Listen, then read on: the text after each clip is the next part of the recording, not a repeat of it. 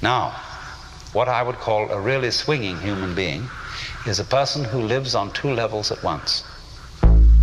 He's able to live on the level of being his ordinary ego, his everyday personality, and play his role in life and observe all the rules and so on that go with that. But if he's only on that level, if he's only playing that kind of thing, and thinks that's all there is, it becomes a drag. And he starts being the kind of person who feels that he's just got to go on surviving. See? It's terribly important to go on surviving, to live. And he works at that. And his children learn the same attitude from him. And they, he says, well, I've got to survive because I've got all these children I want to support, and so on and so forth. And then they take the same attitude.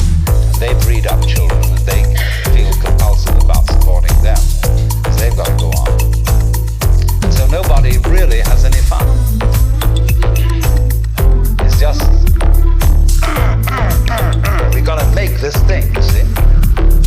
And you don't have to.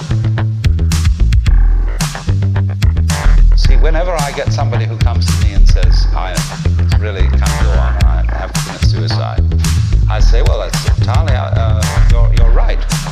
There's really no reason why you should go on, and if you want to commit suicide, do it. You can check out.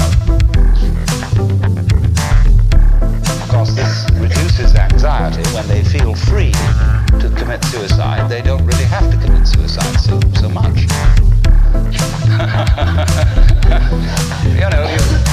You can commit partial suicide.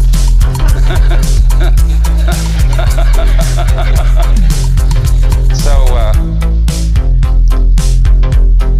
the sense that you just have to go on living, see, that life is a must. When you say to anything spontaneous, see, life is spontaneous. It happens, in the words of the Taoists, which means of itself so. That's their Chinese expression for nature. What happens by itself, what isn't pushed, it just pops up, you see. Like, I'll never forget, there was a great Zen master I knew once in New York. He was giving a lecture one evening, and he was dressed in his gold ceremonial robes, and he was sitting in front of an altar like this sort of thing, but he had a table in front of him, with very formal, with candles on it, and the sutra, scripture on a little desk, and he was lecturing on the sutra, and he said, fundamental principle